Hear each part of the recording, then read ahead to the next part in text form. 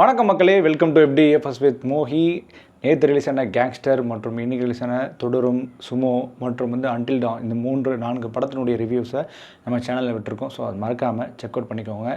So இன்றைக்கி நம்ம ஒரு ஹாலிவுட் ஆக்ஷன் திரைப்படமாக நெட்ஃப்ளிக்ஸில் ஸ்ட்ரீம் ஆகிட்டு இருக்க ஹவாக் அப்படின்ற படத்தினுடைய ரிவ்யூ தான் பார்க்க போகிறோம். இந்த படமானது தமிழிலும் டப் செய்யப்பட்டிருக்கு. இந்த படத்தை லீட் பண்ணுற டாம் ஹார்டி அவர்கள்.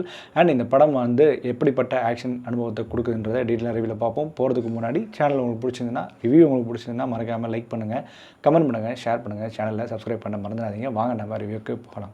ஸோ இந்த ஹவாக் இந்த படத்தினுடைய காய் சுருக்கம் என்ன அப்படிங்கன்னா, இது உலகமே பார்த்திங்கன்னா ஒரு ரொம்ப கெட்ட உலகம். இந்த உலகத்தில் எல்லோரும் அடிச்சுக்கிறாங்க, பிடிச்சிக்கிறாங்க, கேங்ஸ்டர்ஸ் இருக்காங்க, ஸோ ஸ்மக்லர்ஸ் இருக்காங்க, கார்ட்டல்ஸ் இருக்காங்க. அப்படின்ற உலகத்தில் பார்த்திங்கன்னா ஒரு கிறிஸ்மஸ் ஈவினிங் அப்போ பார்த்திங்கன்னா ஒரு முக்கியமான கேங்ஸ்டர் கொல்லப்படுறாரு 3 மாஸ்க் போட்ட மனுஷங்க மூலயமா. அந்த 3 மாஸ்க் போட்ட வர போகிற எல்லாத்தையும் சுட்டு தள்ளுறாங்க.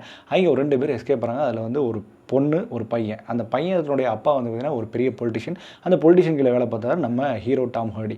ஸோ அவர் இப்போது கரண்ட்டாக ஒரு ஆஃபீஸராக இருக்கார். ஆனால் சின்சியராக கிடையாது, காசு கொடுத்தா வேலை நடக்கும் அப்படின்ற மாதிரியான ஆஃபீஸர். ஸோ அவருக்கு இந்த டாஸ்க் கொடுக்குறது, என் பையனை எப்படியாச்சும் அந்த இடத்துல காப்பாற்றி கொண்டு வா அப்படின்றாங்க.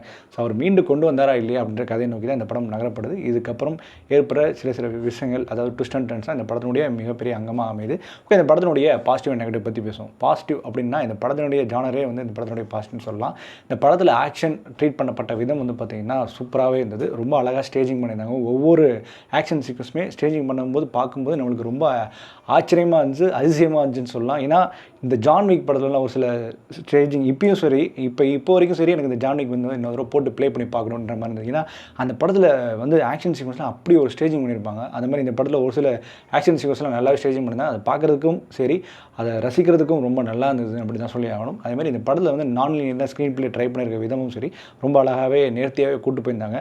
நான் லீனியராக ஃபஸ்ட்டு கொஞ்சம் நேரத்துக்கு கொஞ்சம் அப்படி இப்படின்னு கன்ஃபியூஸ் பண்ணாங்க. ஆனால் போக போக இந்த படத்தில் கரெக்டாக நம்ம அடாப்ட் ஆகிற லெவலுக்கு இந்த படத்தினுடைய ஸ்க்ரீன் ப்ளே நம்மளுக்கு அமைஞ்சிருந்து அப்படி தான் சொல்லணும்.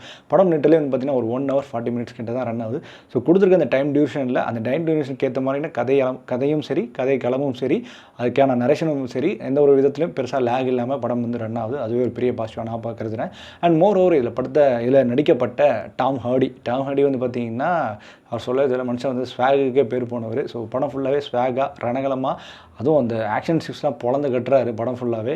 ஸோ அதேமாதிரி மற்ற எல்லா கேரக்டர்ஸும், எஸ்பெஷலி இந்த கேங்ஸ்டர்ஸ், அந்த 3 மாஸ்க் போட்டவங்க எல்லாருமே சரி, அவங்களுக்கு பார்த்தாவே ஒரு மாதிரி நம்மளுக்கு அந்த உள்ளுக்குள்ளே கொலை நடக்கும்னாலே அந்த மாதிரியான லுக்லேயே டெரராகவே இருப்பாங்க.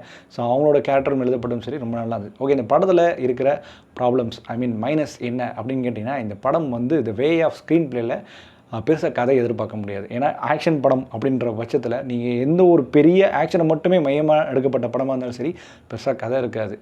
ஏன் ஒரு எக்ஸாம்பிள் சொல்லணும்னா ஜான் விக் தான்.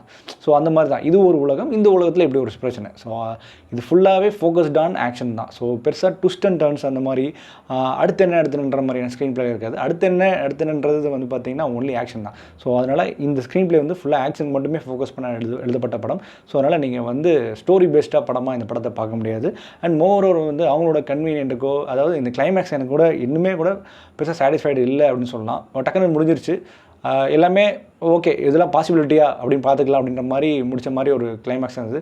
அது இன்னுமே கூட ஜஸ்டிஃபைட் பண்ண மாதிரியான ஒரு கிளைமேக்ஸாக இன்னும் கொஞ்சம் பண்ணியிருக்கலாம் அப்படின்னு தோணுது. மற்றபடி மொத்தத்தில் இந்த படத்தை பார்க்கலாமா வேணாமா, இல்லை கண்டிப்பாக பார்த்து தெரியலாமா கேட்டிங்கன்னா, கண்டிப்பாக இந்த படம் பார்க்கலாம். ஒரு ஆக்ஷன் பிரியர்களுக்கு இந்த படம் நல்லா பிடிக்கும். அதே மாதிரி ஸ்டோரியில் எதிர்பார்க்க மாட்டேன், நல்லா ஆக்ஷன் பார்ப்பன்ற பட்சத்தில் ரொம்ப பிடிக்கிறதுக்கான சான்சஸ் இருக்குது. ஸோ இந்த படத்துக்கு நம்ம கொடுக்கக்கூடிய ரேட்டிங் என்ன அப்படின்னா 5க்கு 3.2. ஓகே மக்களே, இந்த ரிவ்யூ பிடிச்சி நான் நம்புறேன். இந்த ரிவ்யூ பிடிச்சி நான் மறக்காமல் லைக் பண்ணுங்கள், கமெண்ட் பண்ணுங்கள், ஷேர் பண்ணுங்கள், சேனலை சப்ஸ்கிரைப் பண்ண மாதிரி. Stay with me, FDFS with Mohi.